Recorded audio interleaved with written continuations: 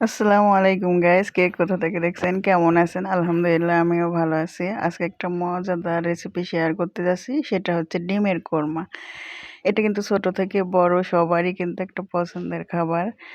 এটা আজকে তৈরি করে দেখাবো আর তৈরি করবো সেটা খুবই সহজে, ইজিভাবে। সেটা দেখতে হলে আমাদের সঙ্গেই থাকুন। এটা তৈরি করতে যেটা লাগবে সেটা হচ্ছে, প্রথমেই লাগবে যেমন ডিম। যেহেতু ডিমের কোরমা, ডিম তো অবশ্যই লাগবে। আর এই যে ডিমটা আমি সিদ্ধ করে নিচ্ছি।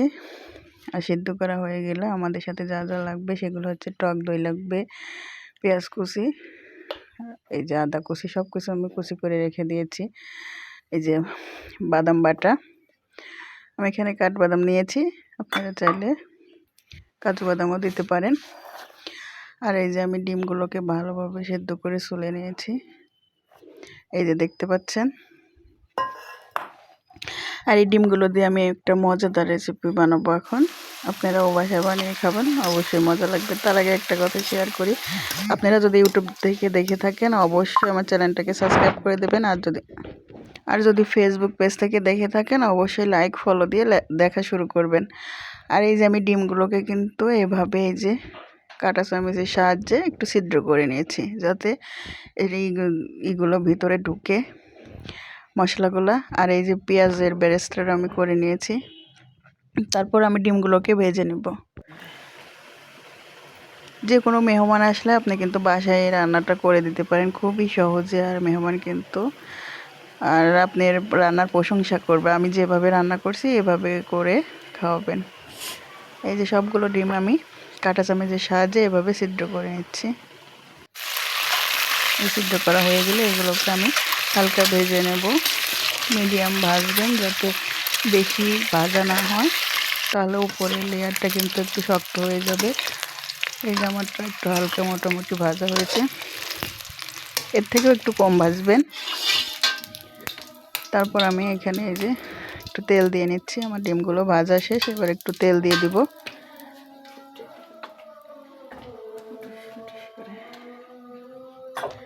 আর তেল দেওয়া হয়ে গেলে আমি যেগুলো এই যে আদা রসুন পেঁয়াজ বেটে রাখছি, এইগুলোকে আমি ভালোভাবে ভেজে নেব।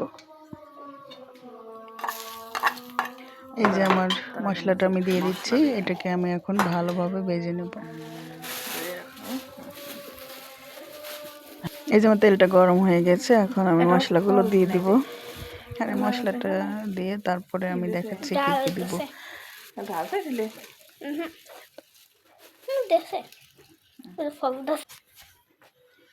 মশলাটা দেওয়ার আগে আমি কিছু গোটা মশলা আগে দিয়ে নিচ্ছি। তারপরে আমি এই যে বাটাগুলো দিয়ে দিব। এগুলো দিয়ে ভালোভাবে নেড়ে চেড়ে মেশাইতে হবে, যতক্ষণ না পর্যন্ত একটু লাল লাল হয়ে যায়। ভালোভাবে কষিয়ে নিতে হবে। মশলাটা মিডিয়াম আছে কষালে অনেক ভালো হয়। তারপর আমি দিয়ে দিয়েছি এই যে বাদাম বাটা, কাঠবাদাম বাটা দিয়ে দিয়েছি। এই যে এটা দিয়ে আমি ভালোভাবে নেড়ে চেড়ে মিশিয়ে নিচ্ছি।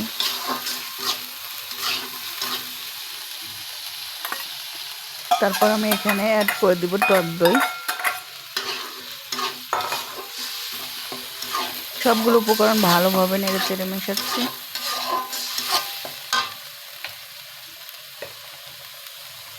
মেশানো হয়ে গেলে এখানে স্বাদ মতো লবণ, আমি এখানে সামান্য একটু হলুদের গুঁড়া দিয়েছি।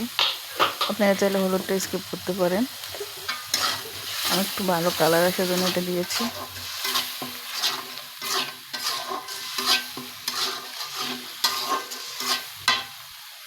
এগুলো ভালোভাবে মেশাইতে মেশাইতে তারপর আমি দিয়ে দেবো এখানে আর একটু মরিচের গুঁড়া।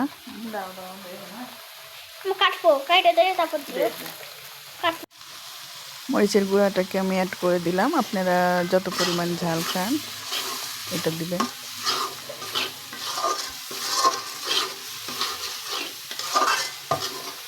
দেখিস এই সবগুলো উপকরণ আমি ভালোভাবে কিন্তু নেড়ে চেড়ে মিশিয়ে নিচ্ছি।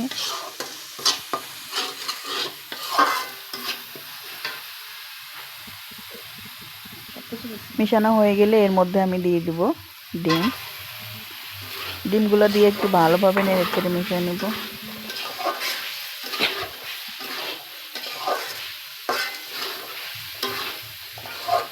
একদম ভালোভাবে এটা মিশাতে হবে।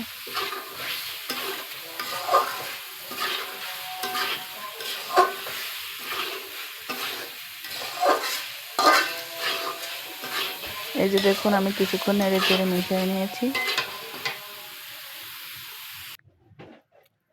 এই যে এরকম কালার আসছে।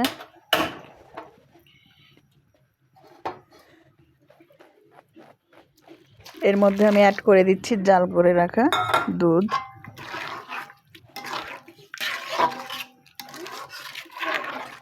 আর দুধটা আমি আগে থেকে জাল করে রাখছিলাম, সেটা দিয়েছি। এই যে দেখুন মাশাআল্লাহ খুব সুন্দর একটা কালার চলে আসছে। আর এইভাবে আমি কিছুক্ষণ জাল করে নেব। তার উপর আমি এই যে পেঁয়াজের বেরেস্তাগুলো উপর থেকে ছিটিয়ে দিচ্ছি।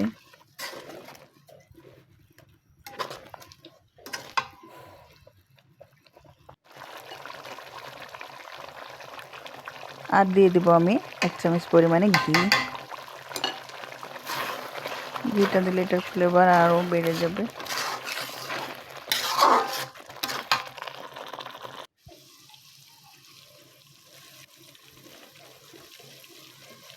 এবার আমি একটু স্বাদ মতো চিনি দিয়ে দিচ্ছি।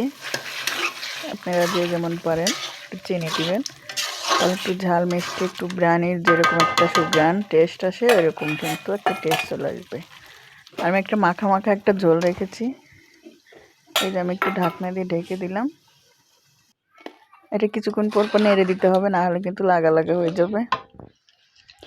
ফাইনালি দেখুন কালারটা কত সুন্দর আসছে, আর এটা খেতেও কিন্তু অনেক লোভনীয়। এই যে দেখুন একদম মকমাল টাইপের হবে। এটা কিন্তু মুখে দেওয়ার সাথে সাথে একদম টেস্টে আপনার অবাক হয়ে যাবেন যে এটা আমি কি খাচ্ছি। এত সুন্দর একটা টেস্ট হবে এটার। সবাই ভালো থাকবেন, ধন্যবাদ।